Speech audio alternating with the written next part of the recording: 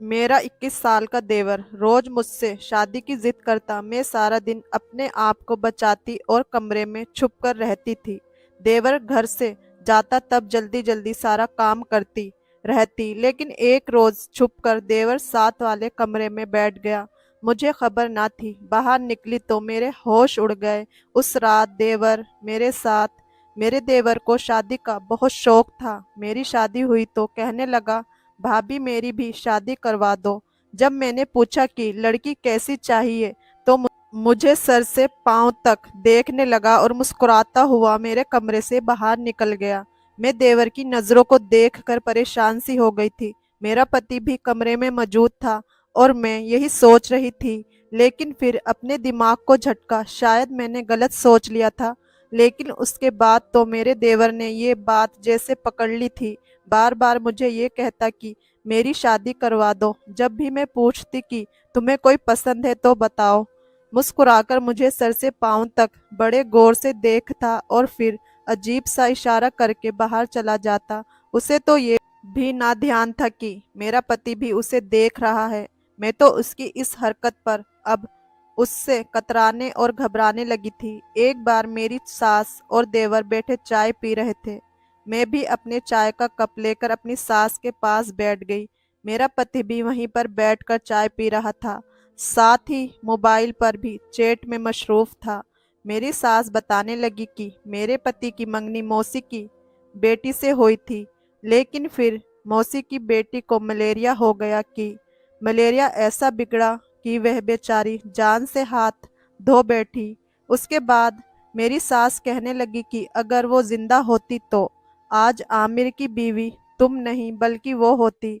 अभी मेरी सास यही कह रही थी कि जब मेरे देवर ने एकदम से कहा, और भाभी मेरी बीवी होती। ये कहना था कि मेरी सास ने कमर पर थपकी लगाई और कहने लगी, तुझे शर्म नहीं आती ऐसी बात करते हुए?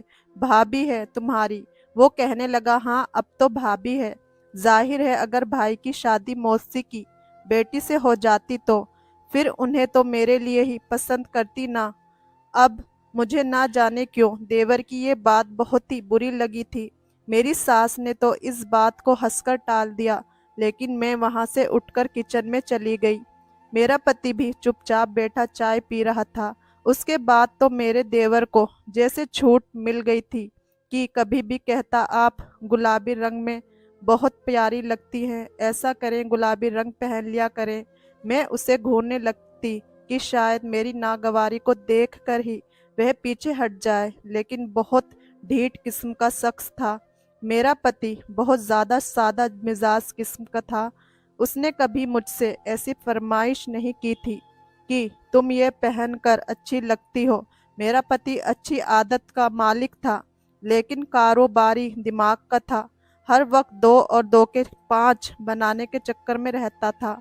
एक बार मैंने पूछा, कैसी लग रही हूँ, तो वो मुझे बस देखता रहा और कहता है, देखने में तो ठीक लग रही हो, तुम्हें क्या हुआ है? देखो बीमार ना पड़ जाना। खामोश, मेरे 2,000 तुम पर लग जाएं। दूसरी तरफ मेरा देवर था, हर वक्त मुझे अजीब नजरों से देखता रहता था। एक बार तो उसने हद पार कर दी, मेरे कमरे में बिना दस्तक के आ गया। मैं उस वक्त तैयार हो रही थी। जाहिर है नई नई शादी हुई थी, इसलिए मैंने फैंसी जोड़ा पहन रखा था। मैं मेकअप किया, बाल भी खुले छोड़ दिए थे। वो बिना दस्तक के मेरे कमरे में आ गया। मुझे देखकर कुछ पल तो देखता ही रहा। उसके यूं ही कमरे में आने पर मैं कुछ घबरा सी गई थी और मैंने दुपट्टा भी नहीं पहना था। मेरा दुपट्टा भी बेड पर पड़ा था। सबसे पहले तो मैं बेड पर पड़ा दुपट्टा उठाई और खुद पर डाल लिया। फिर उसे कहने लगी, तुम्हें तमीज़ नहीं, किसी के कमरे में आने से पहले इजाज़त लेते हैं फिर कमरे में आते हैं। ये क्या कि मुंह उठाया कमरे में चले आए। मेरे लहजे पर बजाय शर्मिंदा होने के मुस्कुरा रहा था। कहने लगा, अपनों से कमरे में आने की इजाज़त नहीं लेते, आप कौन सा गैर हैं? ये कहकर वो मेरे बेड पर बैठ गया। मैं तो उसकी हरकत पर हैरान रह गई थी। मैंने कहा, तुम्हें कोई काम है मुझसे? मेरा अंदाज़ा अजीब सा था। वो कहने लगा, हाँ बहुत ज़रूरी काम है, बैठे बताता हूँ आपको, लेकिन मुझे ये बात ठीक सी नहीं लगी कि अकेले कमरे में देवर के साथ बेड पर बैठो। मैंने कहा, मेरे पास वक्त नहीं तुम्हारी फजूलियत के लिए, तुम बस इधर उधर की बातें करोगे, मुझे पता है, तो मैं कोई काम नहीं है। ये कहकर जैसे ही मैं कमरे से बाहर निकली, मैं अपने पति से बुरी तरह से टकरा गई थी। वो शायद कमरे में आ रहे थे। मेरे टकराने पर कहने लगे, क्या हो गया, क्यों भागी चली आ रही थी इतनी तेजी से। जैसे ही वो अंदर आए तो देवर को कमरे में बैठा देखकर कुछ पल हम दोनों को देखने लगे। हमने पति को यूं ही अजीब भरी नजरों से देखते हुए मेरे तो दिल जोर से धड़कने लगा कि कहीं वो कुछ गलत ना समझ लें। फिर उन्होंने बड़े सख्त लहजे में देवर से कहा, तुम यहाँ क्या कर रहे हो? वो कहने लगा, भाभी से बातें, वो भी पिछले 1 घंटे से। हम दोनों बातें ही तो कर रहे थे। आना भाई, आप भी बैठे, बातें करते हैं। बड़े फराटे से उसने झूठ बोला था। मैंने कहा, नहीं आमिर, ये झूठ बोल रहा है, मैं तो उसके साथ कोई बात ही नहीं कर रही थी, ये अभी आया था। मेरी बात सुनकर मेरा पति कहने लगा, जाओ जाकर खाना बनाओ, बातें करने के लिए तुम्हारे पास बड़ी फुर्सत होती है, थोड़ा काम भी की तरफ ध्यान दो। पहली बार मेरे पति ने मुझे इस लहजे में बात की थी। मुझे अपने देवर पर जी भरकर गुस्सा आने लगा। मैंने खाना बनाया और दस्तरखान पर लगाया। मेरे पति का मूड बहुत खराब था। रात को जब मैं सोने के लिए कमरे में आई तो कहने लगा कि मुझे ऐसी औरतें बिल्कुल पसंद नहीं जो देवर से बेतकल्लुफ होती हैं। मैंने अपने पति से कहा कि वह झूठ बोल रहा है। वह कहने लगा कि मैं पिछले 15 मिनट से घर पर आया हूँ, लेकिन तुम 15 मिनट से कमरे में ही थी, और वो भी कमरे में बैठा था। मुझे बेवकूफ़ मत समझो, मैंने तो अब ये किया, देवर से कतराना शुरू कर दिया। मैंने उससे बातचीत बिल्कुल छोड़ दी।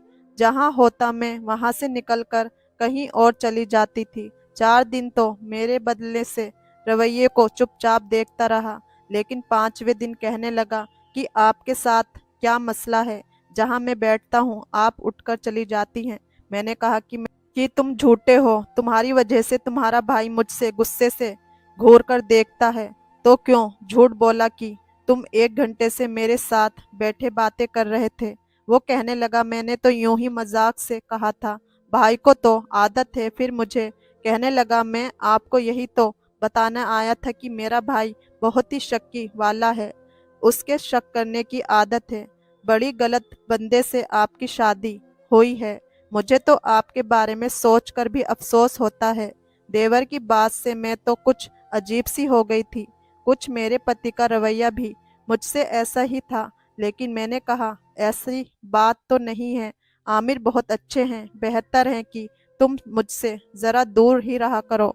उसने मेरी बात पर अपना कंधा उचाया और कमरे से बाहर चला गया। मैंने सुख का सांस लिया कि चलो, उसे बात तो समझ आ गई। मेरे दिल में ये भी आने लगा कि मेरा पति अगर शक्की मिजाज किस्म का है तो मुझे तो और भी एहतियात करनी चाहिए। लेकिन मेरा दिल इस बात के लिए मान ही नहीं रहा था।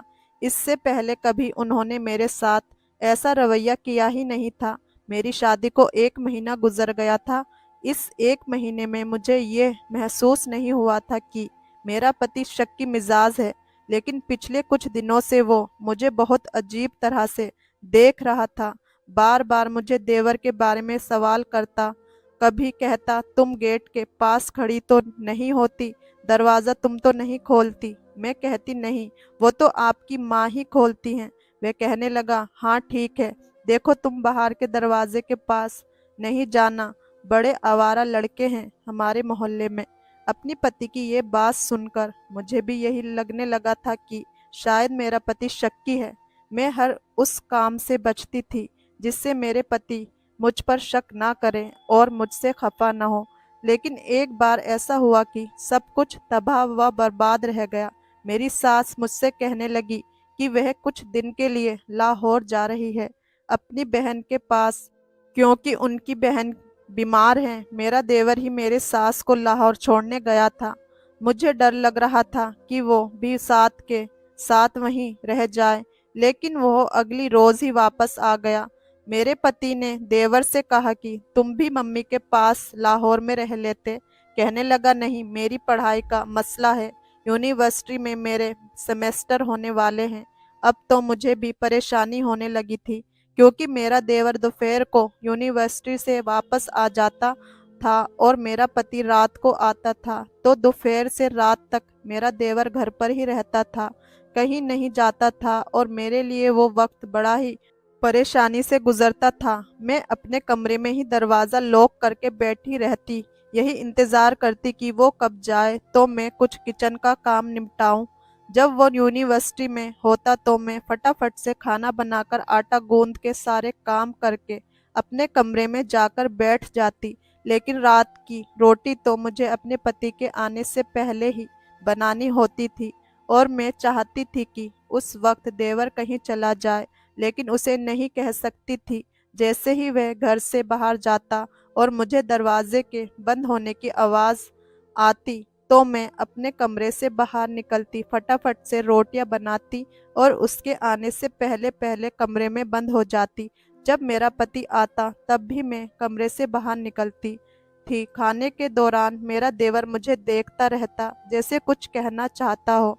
मेरी कोशिश थी कि जल्द से जल्द ये दिन गुजरे और मेरी सास वापस आ जाए, क्योंकि ये कमरे में हर वक्त बंद रहना मुझे घुटन भी होती थी। दूसरा, मेरा देवर वैसे भी कुछ बेशरम किस्म का था, जो एकदम मेरे कमरे में आ सकता था।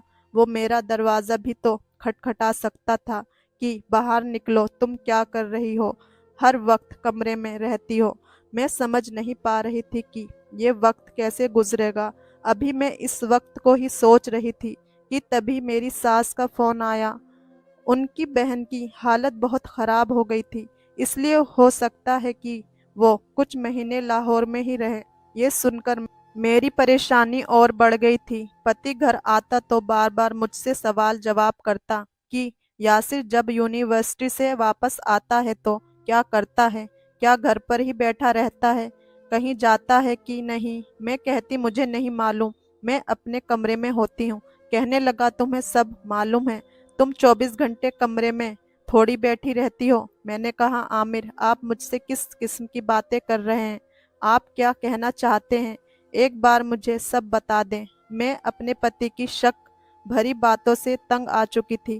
कहने लगा बता दूंगा, फिर मेरे करीब आकर कहने लगा देखो, मुझे शक करने की आदत नहीं है, लेकिन मुझे कोई ऐसी वैसी बात मालूम हुई तो मैं बहुत सख्त किस्म का इंसान हूँ, बहुत बुरे तरीके से पेश आऊंगा। अपने पति की धमकी सुनकर मेरी तो जान निकल गई थी। मैं परेशान होकर रह गई थी। एक बार मेरा देवर घर पर दाखिल हुआ तो बड़ा ही बदहवास लग रहा था, बार बार अपने पसीने पोंछ रहा था। मुझसे कहने लगा भाभी, खुदा के लिए मुझे अपने कमरे में छुपा लीजिए। मैंने कहा ऐसा भी क्या हुआ है।